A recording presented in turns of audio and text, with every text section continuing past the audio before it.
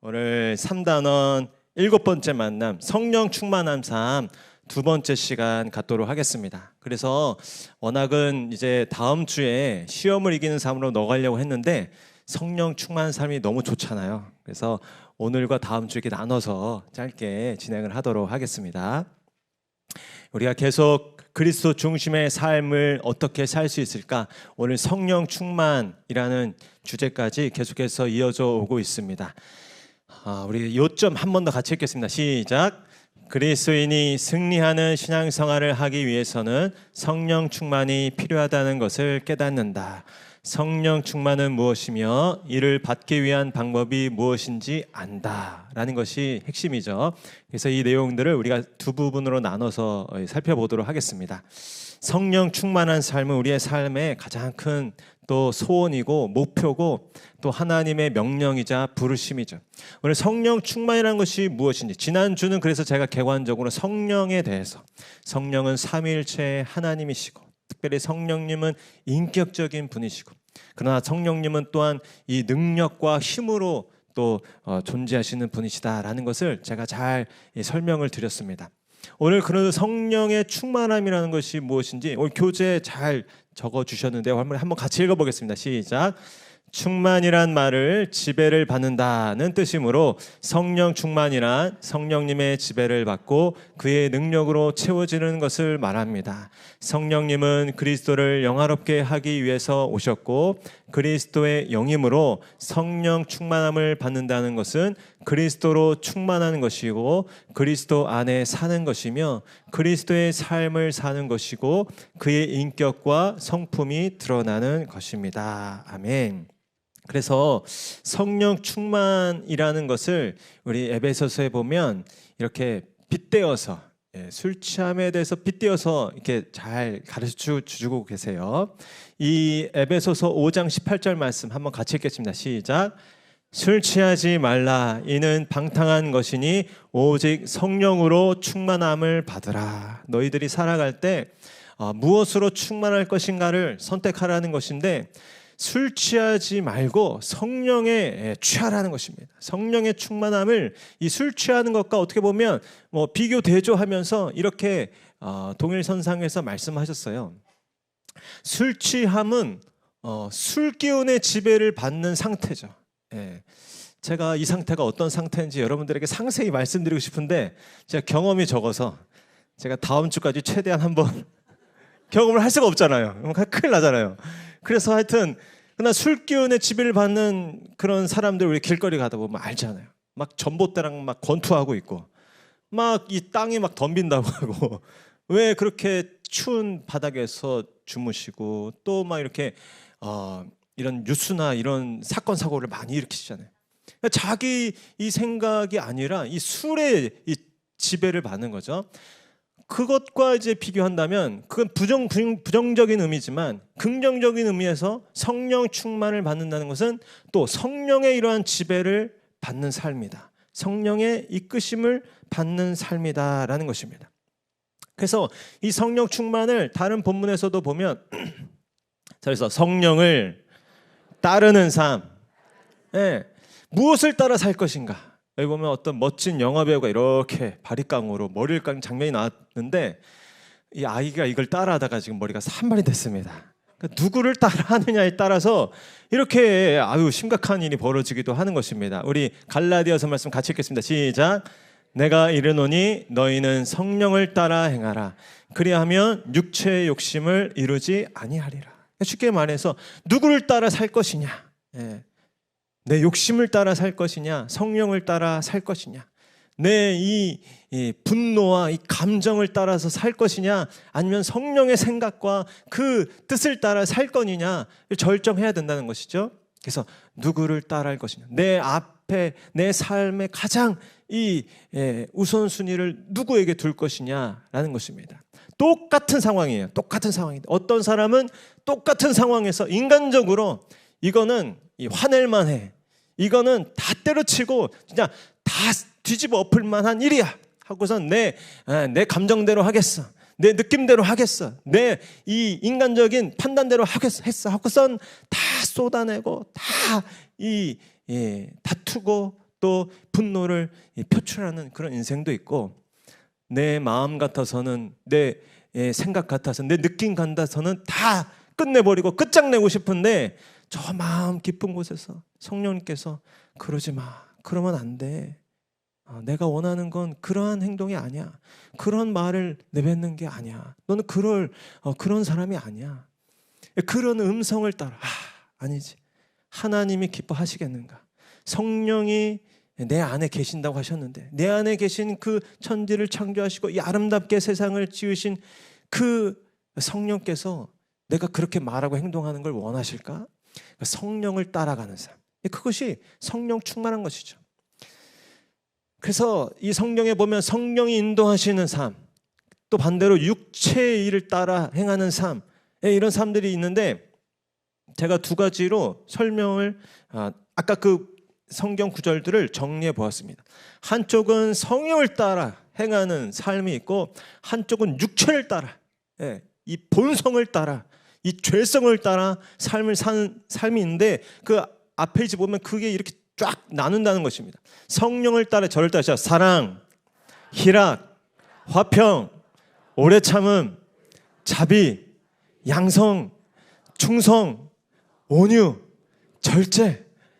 이것이 성령을 따라 결단하고 걸어가는 그 길 가운데 나타나고 만나고 또 흘러가고 또 열매 맺는 삶이라는 것입니다.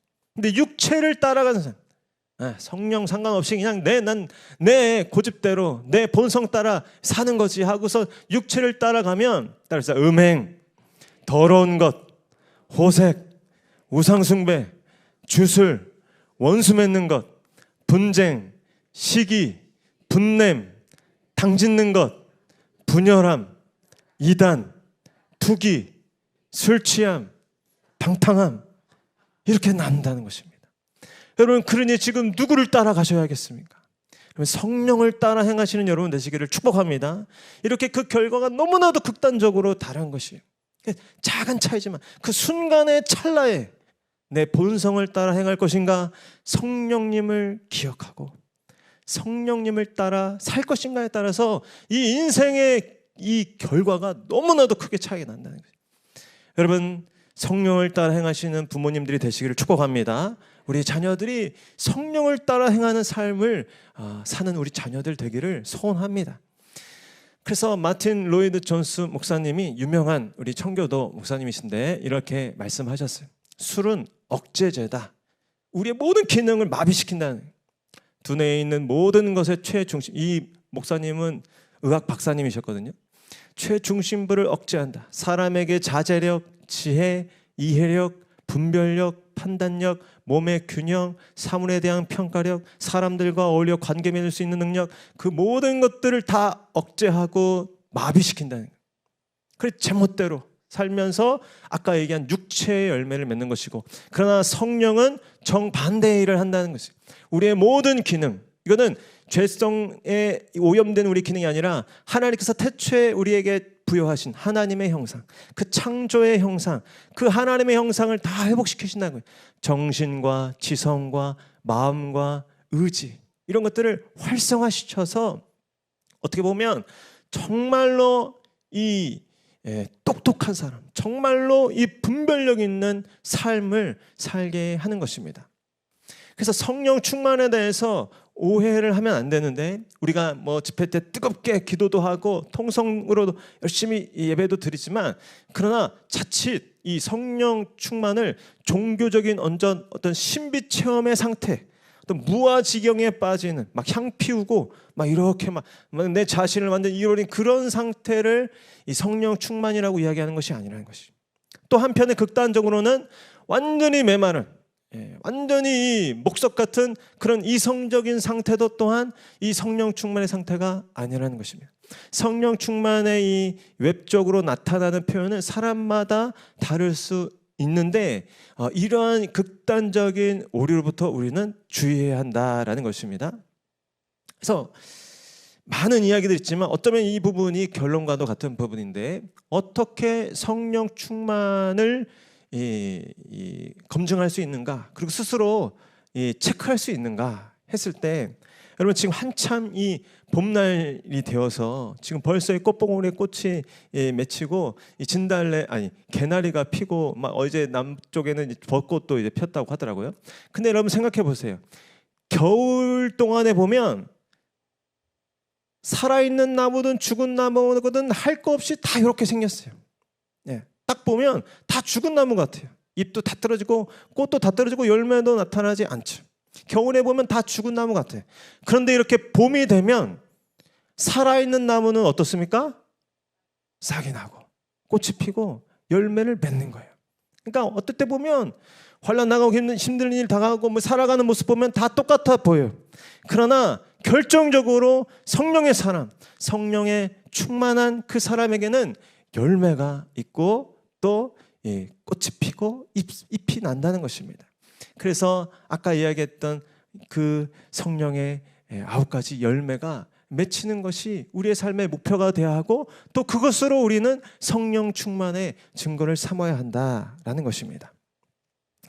두 번째로는 이제 누가 우리를 성령 충만하게 하십니까? 라는 것도 중요한 주제입니다. 왜냐하면 이 성령 충만을 구하고 또 성령 충만을 우리가 늘 사모하며 나아가야 할 텐데 그 성령 충만을 주시는 분이 누구신지를 분명히 알아야 하기 때문입니다. 우리 성령 충만을 주시는 분은 누구라고 교제에서 분명히 말씀하고 계십니까? 우리를 성령 충만하게 하시는 분은 삼위일체이신 하나님이시다. 삼위 하나님 보시죠. 예수님께서 성령의 충만함을 주셨다는 것입니다. 우리 요한복음 20장 말씀 한번 같이 읽겠습니다. 시작.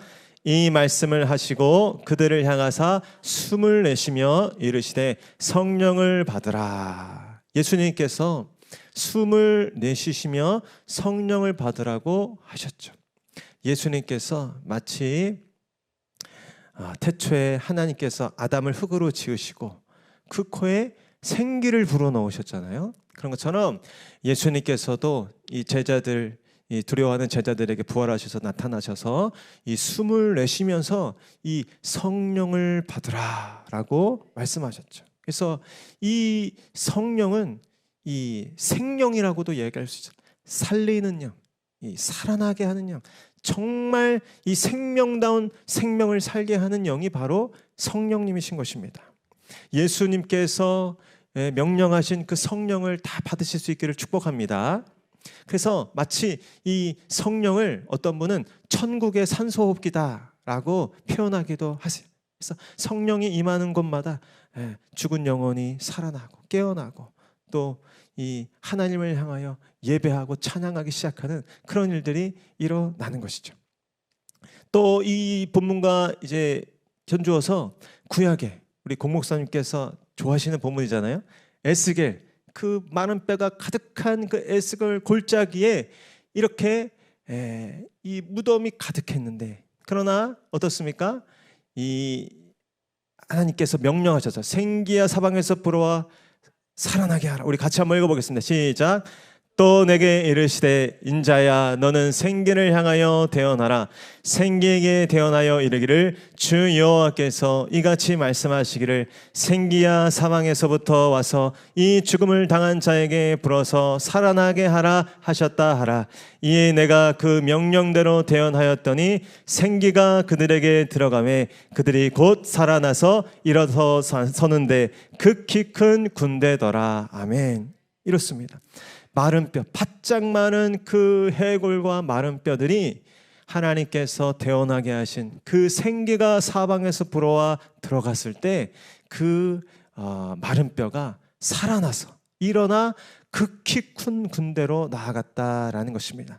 저와 여러분의 삶 가운데 이 생기가 불어오기를 축복합니다. 저를 따라하시죠. 생기야 사방으로부터 와서 살아나게 하라. 살아나게 하라. 여러분들이 선포하고 또 섬기는 또 기도하는 그 모든 영역 가운데 이 생기의 역사가 나타날 줄로 믿습니다. 또한 이 성령이 임할 때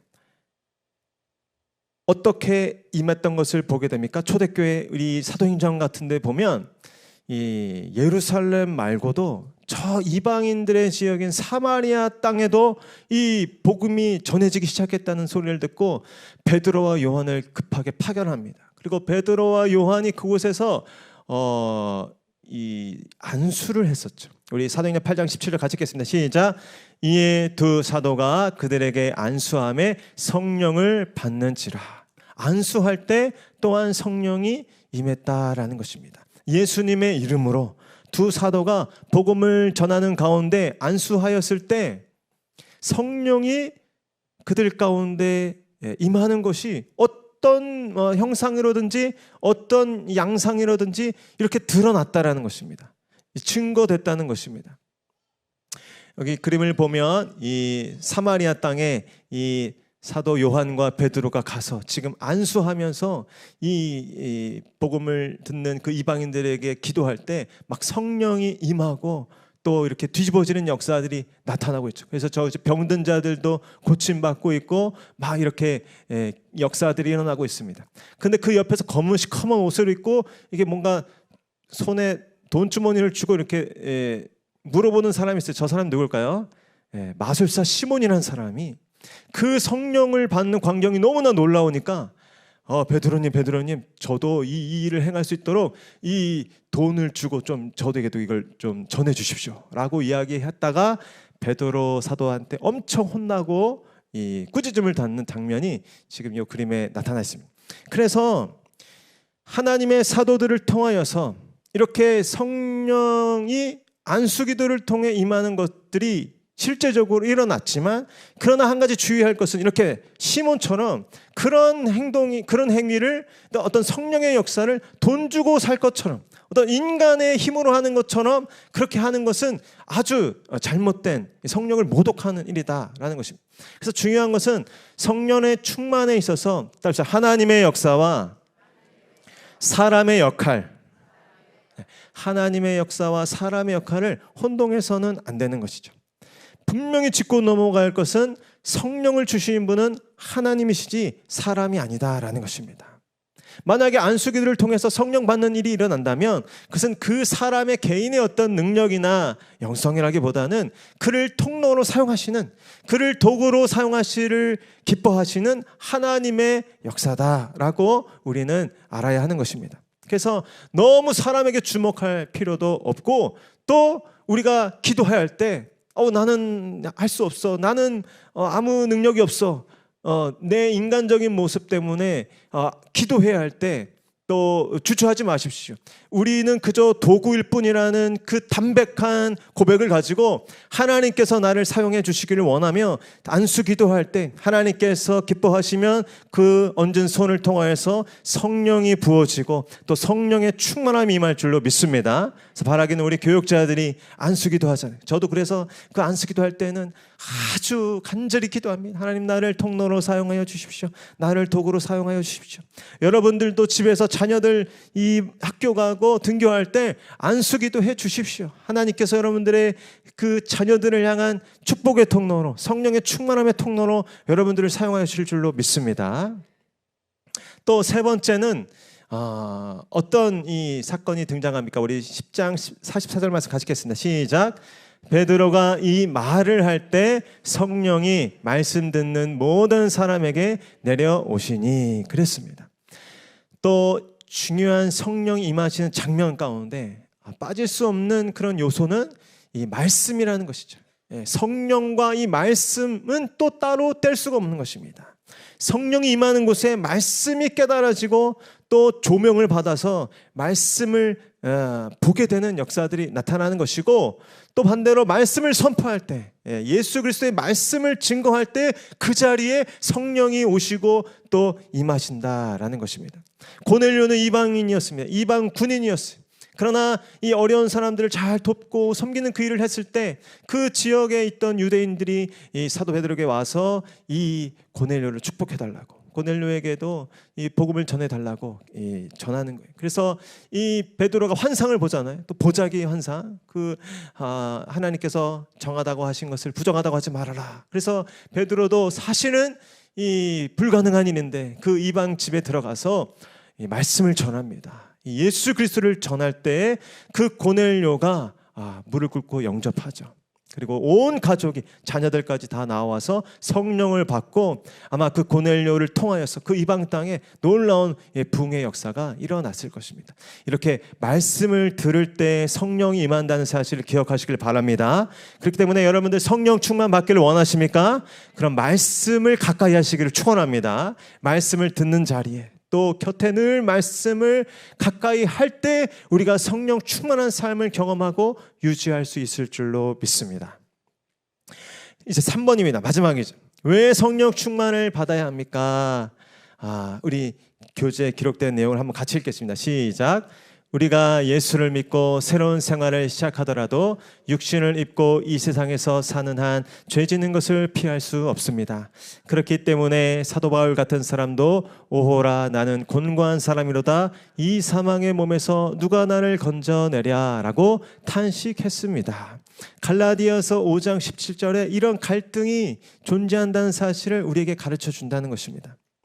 우리 같이 읽겠습니다. 시작. 육체의 소욕은 성령을 거스리고 성령은 육체를 거스르나니 이 둘이 서로 대적함으로 너희가 원하는 것을 하지 못하게 하려 함이니라. 아멘. 그렇습니다.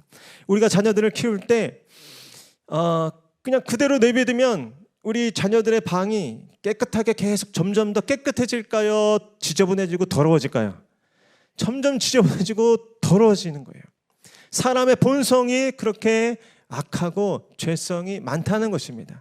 그 때문에 우리는 늘 이 죄를 향하는 육체의 소욕을 거슬러 이 성령을 의지하고 또 성령의 충만함을 간구하는 삶을 살아야 한다라는 것입니다.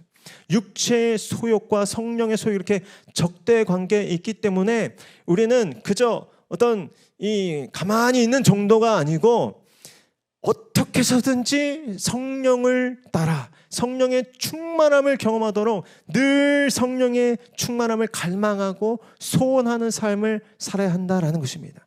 그래야 우리는 말씀에 순종하고 또 하나님의 뜻 가운데 살아갈 수 있는 삶을 사는 것입니다. 우리 2번도 같이 읽어보겠습니다. 시작.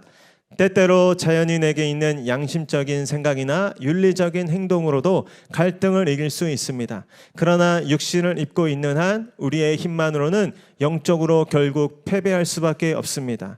우리의 옛사람은 이런 갈등을 이길 수 없습니다. 로마서 8장 9절에서 10절, 13절에서 14절은 그리스도인들이 이런 갈등을 이기려면 어떻게 해야 한다고 말합니까? 여기 보면 중요한 것은 우리의 힘만으로는 영적으로 결국 패배할 수밖에 없다는 것입니다. 아무리 잘난 사람들, 아무리 대단한 목사라고 할지라도, 아무리 대단한 어떤 과거의 업적이 많은 이 신앙의 영웅이라 할지라도, 여러분 다윗 보십시오. 한순간입니다. 방심하고 한눈 팔면 넘어지는 것이에요. 우리 로마서 8장 9절 말씀부터 한번 같이 읽겠습니다. 시작.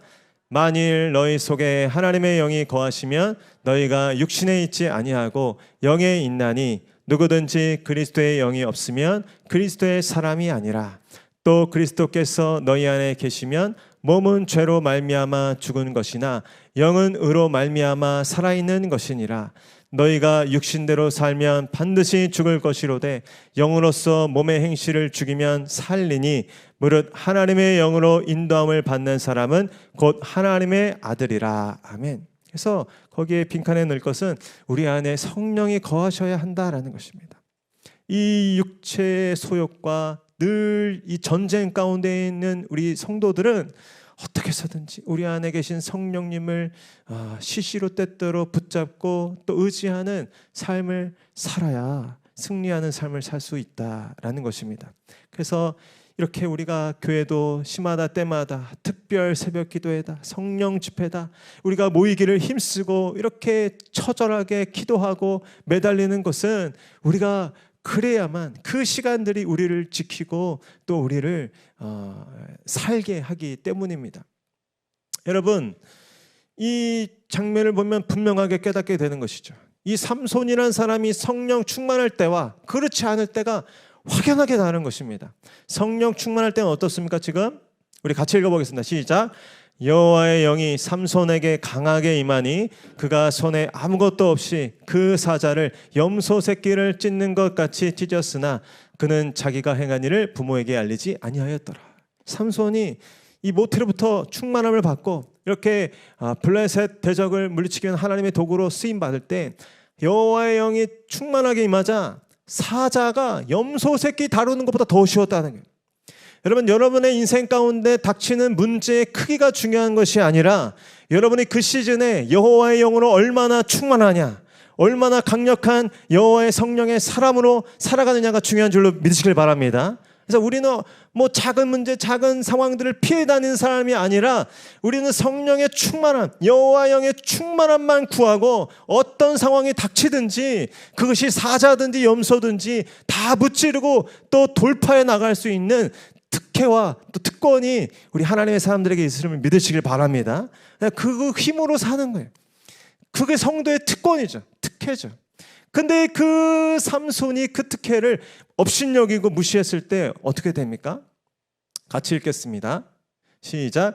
블레셋 사람들이 그를 붙잡아 그의 눈을 빼고 끌고 가사에 내려가 놋줄로 매고 그에게 옥에서 맷돌을 돌리게 하였더라. 이런 비참한 인생을 살 수밖에 없는 것이요.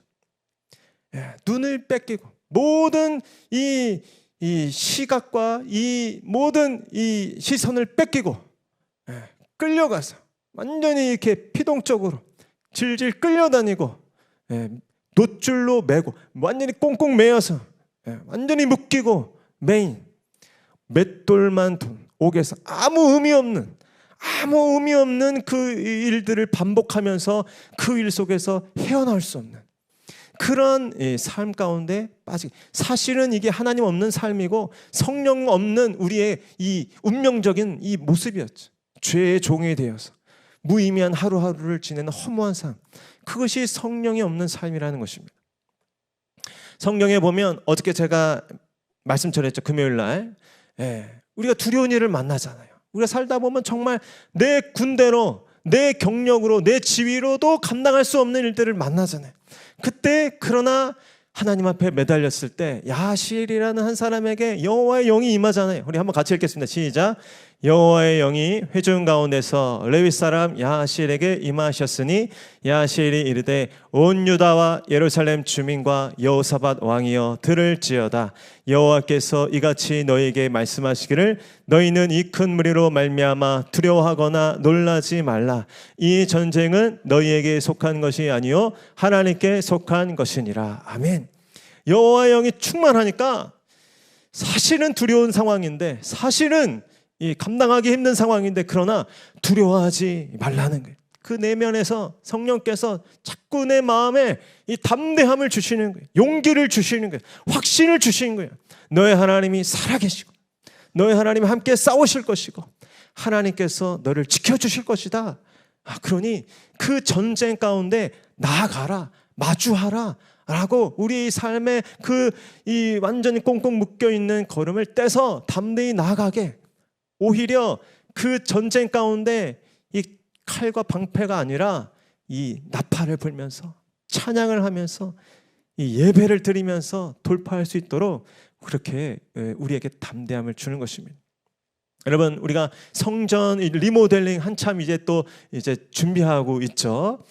여러분, 이 구약에도 보면 성전을 이렇게 짓는, 특별히 먼저 이 성망을 짓는 일을 할 때도 이 성령께서 기름 부으시고 역사하셨습니다. 우리 부살렐과 오홀리압을 부르신 장면인데 우리 출애굽기 35장 말씀 같이 읽겠습니다. 시작.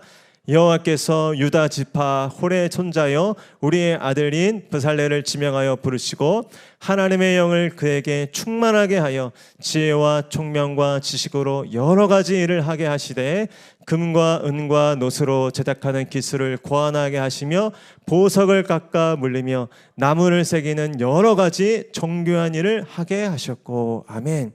우리 온 교회 가운데 또 우리 리모델링 위원회와 우리 성도님들 가운데 이 하나님의 영이 충만하게 되기를 소원합니다. 그래서 하나님께서 부살렐과 오홀리압이라는 사람을 불러다가 그냥 일을 시킨 것이 아니고 하나님의 영을 아주 충만하게 그들 가운데 부어지자 어떤 이 열매들이 맺히는 것입니까? 따라서 지혜, 총명, 지식, 또 제작, 기술 고안, 정교한 일, 이런 일들이 막 그냥 거침없이 그들을 통해서 또 그들이 훈련시키고 부리는 그 제자들을 통해서 나타났다라는 것입니다.